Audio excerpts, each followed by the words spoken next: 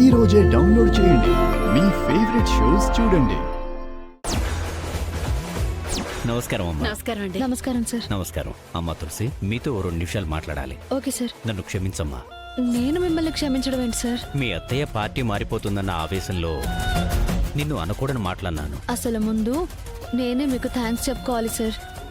ఎందుకంటే ఆ రోజు మీరు కానీ మా మావయ్యకి టికెట్ క్యాన్సిల్ చేయబట్టే కదా మా అత్తయ్య గారు గెలవగలిగారు. పాప అందరూ నా కోసం పార్టీలో ఎదురు చూస్తూ ఉన్నారు.